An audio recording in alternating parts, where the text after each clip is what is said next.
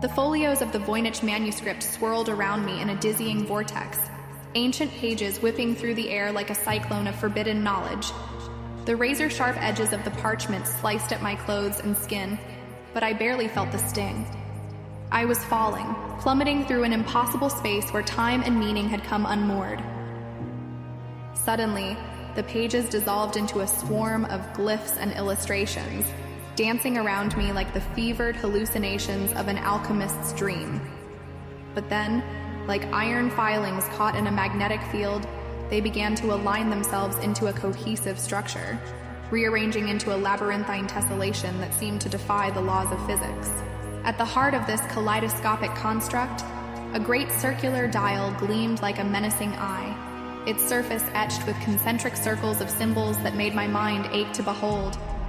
It was as elegant and complex as the Antikythera mechanism, yet its core wasn't cold mathematics, but soulful poetry, a song of yearning, a hymn to a lost world. I will always be Kaftarim, Keftiu, a devoted follower of the Great Mother.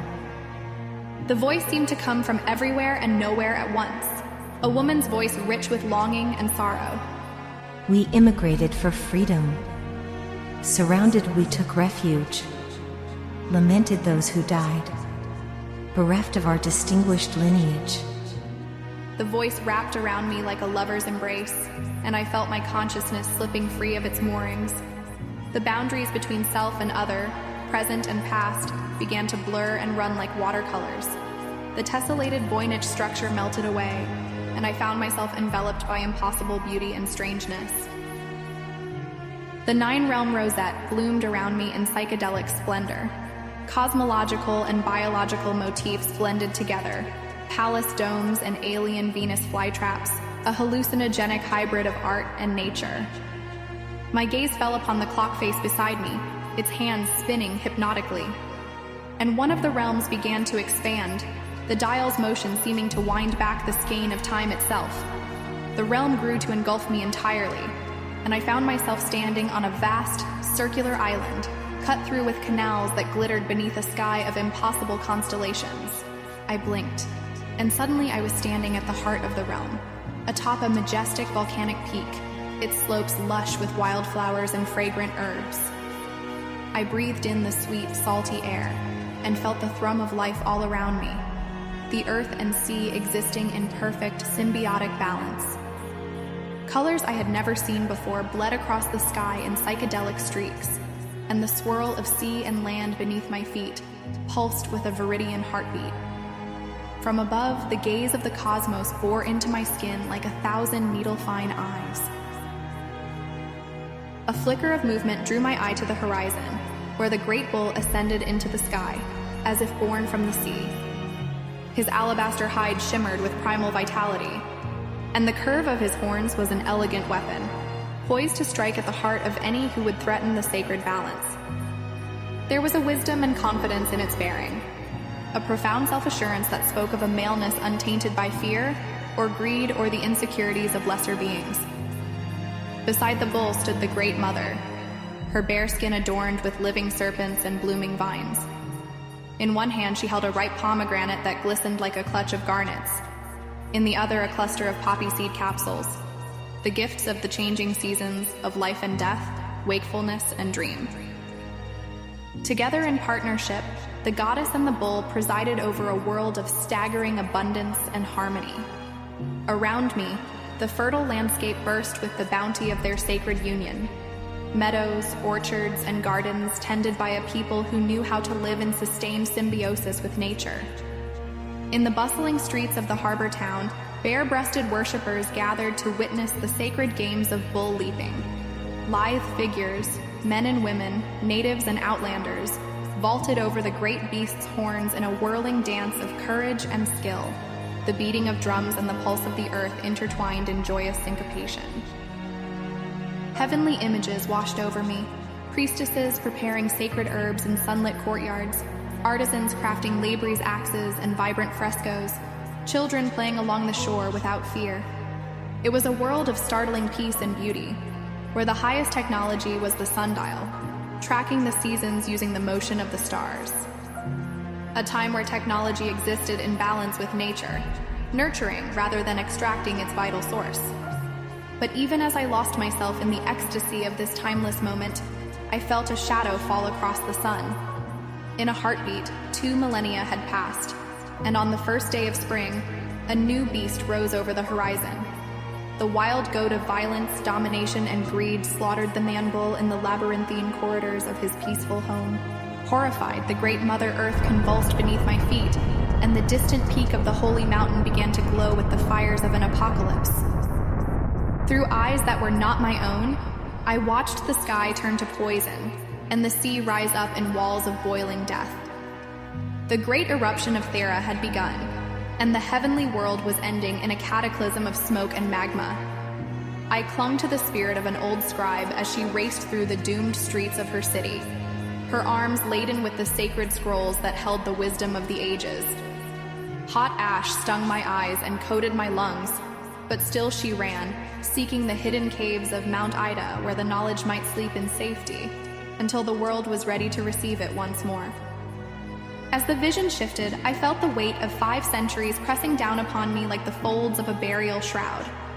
I saw the Mycenaeans descend upon the wounded land, their swords drunk with the blood of the mother's children. The hot sting of the goddess's tears burned my cheeks.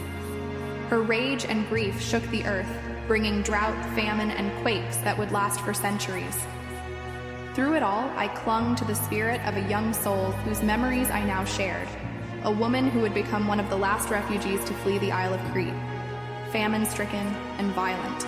I felt the weight of the fragmented knowledge she carried in her memory, the inherited shards of the Great Mother's wisdom she'd absorbed from the 9 sacred scrolls left behind.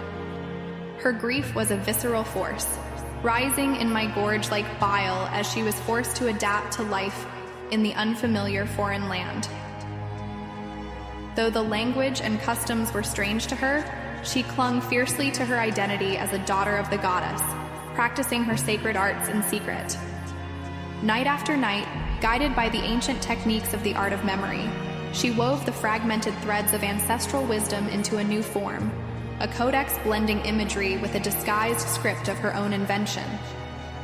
Through this painstaking work, she sought to preserve what remained of her culture's legacy, praying that one day her descendants might unlock its secrets. In the end, it was Gaza that offered her sanctuary, though its streets and shrines were strange to her grieving eyes. By flickering lamplight, she wove the fading memories of her people into the last paragraph of a codex of defiance. Canaan's scribes set out to eliminate us, she sang, her hands moving ahead of her mind, in each glyph the blood-stained memory of her ancestors. They forgot nature's beauty and hastened to eliminate the false gods. Then I saw it, a golden calf exposed as a false idol by 2 variants of the same goddess-forsaken curse. A bull burned in a fire, ground to powder, and scattered on the sea as she watched with her knees sunk in the blood-stained sand of the seashore. In the Gaza land to forget your distinguished lineage, she wrote, her tears staining the painted glyphs. We were fair, and then wearily forgotten. A silent fugitive is a worthless, weary thing. We've lost our humanity. I am a fugitive flower. The Great Mother was dethroned, her sacred snakes and pomegranates now recast as symbols of evil and temptation. The wise women once revered as herbal healers were hunted as witches, their knowledge suppressed and feared. Their ancient wisdom, once passed down through generations, was now collated into a single sacred book, copied blindly for millennia by scribes who could no longer decipher its true meaning. With each iteration, the original message was further subverted, twisted to fit the beliefs and fears of the present age. The voice of the goddess, once a beacon of hope and healing, had been silenced, replaced by the cruel edicts of a patriarchal god. And though her daughters fought to keep her memory alive in secret, they too were slowly ground down beneath the weight of centuries of oppression until only scattered fragments of her truth remained, hidden in the margins of history. With a ragged gasp, I surfaced from the depths of the vision, my skin slick with sweat and brine. The pink sands of Elafanisi cradled my aching body, and the Cretan sun pressed down on me like the weight of 1,000 unseen eyes. I lay there for a long moment, my mind reeling as I tried to make sense of all I had seen and felt. The visions had been so real, so visceral, more than a dream, more than a mere hallucination. It was as if I had truly walked in the memories of a Captorim sister, witnessing the rise and fall of her lost world through the prism of her unending grief. But how could that be possible? How could a mere manuscript, no matter how steeped in mystery, grant me access to the lost history of an entire civilization? Was Pandora the true architect behind this surreal experience? Were the psychoactive properties of the Kykeon triggering a trippy interpretation of my hopes and fears? I had no conclusive answers, no evidence to share with the world. Only a bone-deep certainty that the Voynich Manuscript and the tale of this refugee were more than just ink on parchment, more than mere ciphers to be broken. They were a bridge across time and consciousness, a reminder that though empires might crumble and certainties dissolve, the human heart could endure the darkest of ages. I could still feel the heat of her tears on my cheeks, still hear the echo of her voice in my mind. For so long she had carried the burden of her people's legacy alone, a fragile flame cupped against the howling dark. But now I understood that she had passed the torch to me, to Bastian, to Regina, and all who sought the deeper truths hidden in the margins of history. With a groan, I pushed myself upright, my body aching in 100 places. Sand caked my clothes and hair, and my pack lay half buried in the sand a few feet away. The bag I had left behind in the Calypso.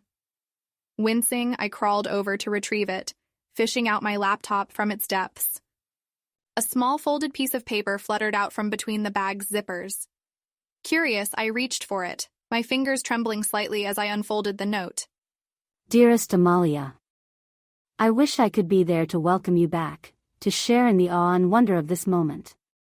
But my journey must take me down a different road, at least for now.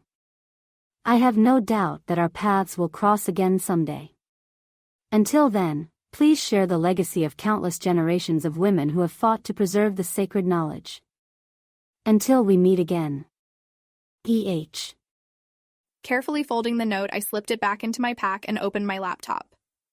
For a long moment, I stared at the blinking cursor on the screen, trying to find the words to capture all I had experienced. But where to begin? How to convey the pulse of the Earth Mother's heart, the shimmer of the bull's flank and the Minoan sun? I closed my eyes and let my fingers dance across the keys, writing not with my conscious mind, but with the voice of my dreaming soul. The words poured out of me in a torrent, a song of loss and love and remembering, the story of a world that refused to be silenced by the ravages of time. I wrote for hours until the sun had begun its long arc toward the horizon and my hands cramped with exhaustion. But still I kept on, driven by the need to bear witness, to give form to the formless whispers that had taken root in my marrow. When at last I finished, I felt a great weight lift from my shoulders, as if in telling a refugee's story, I had somehow unburdened her spirit of the need to carry it alone. With a sigh, I closed my eyes and let the susurrus of wind and wave lull me into a dreamless slumber, the first I had known since the Voynich had turned my life upside down. For a brief moment, I would rest in the strength and purpose I had found, cradled in the arms of a goddess whose love endured beyond the ending of an age.